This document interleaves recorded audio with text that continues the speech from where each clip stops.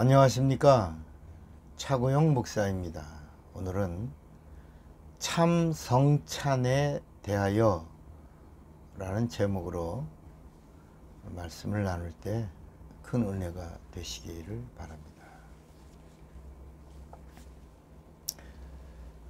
구원은 예수의 피에만 있습니다.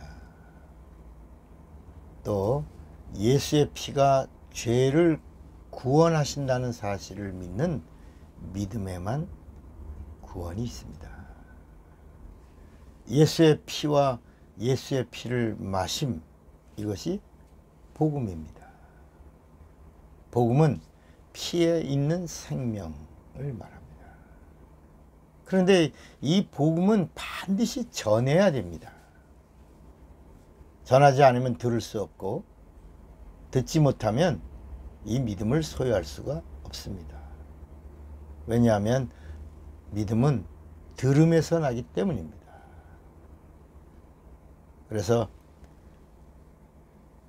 로마서 10장 17절에도 믿음은 들음에서 나며 들음은 그리스도의 말씀으로 말미암는다, 이렇게 말씀합니다.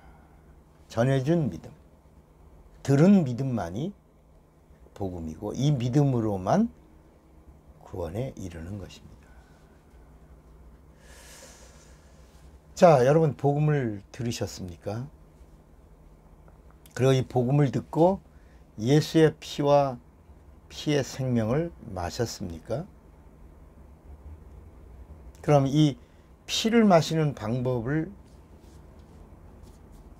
누가 알려줬습니까?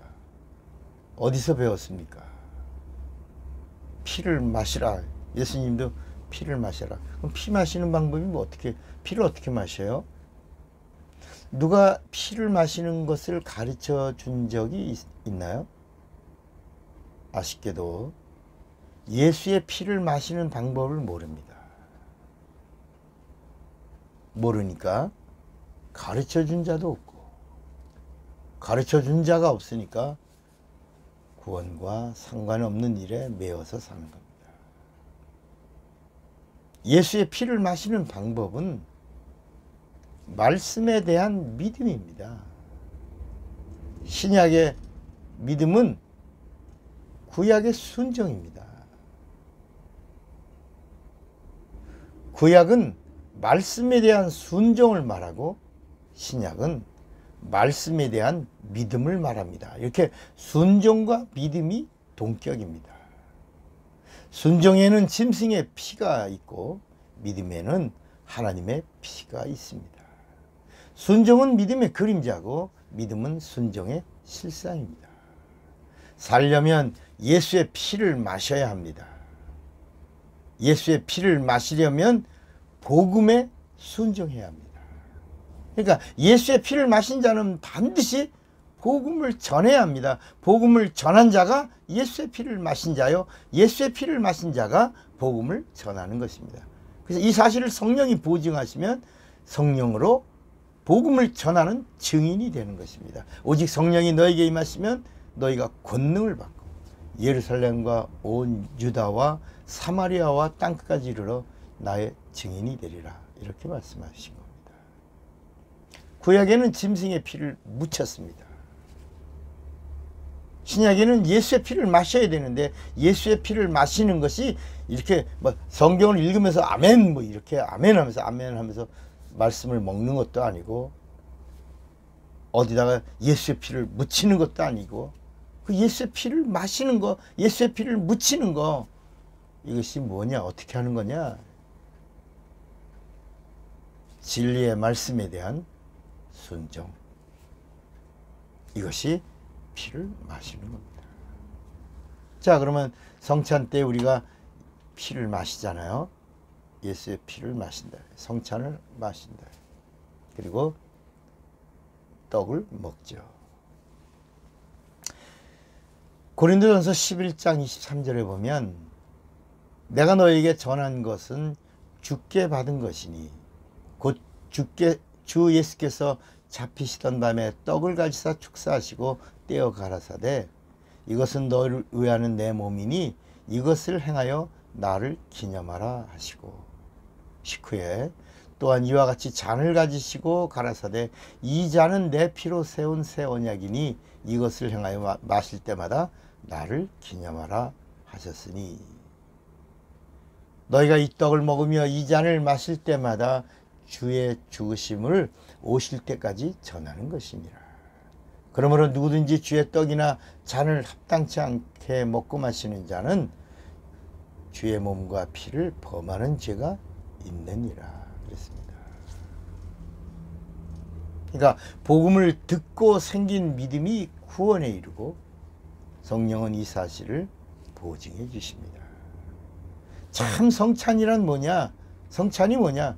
오늘 이 시간에 부부싸움하거나 뭐 찝찝한 사람들은 성찬에 참여하지 마시고 뭐 그러시기 바랍니다. 그러면 또 이제 어떤 사람들은 오늘은 내가 성찬에 참여하지 못할 이런 뭐 혈기를 부렸구나 뭐 이렇게 생각하면서 성찬에 참여하지 못하는 사람들도 있습니다.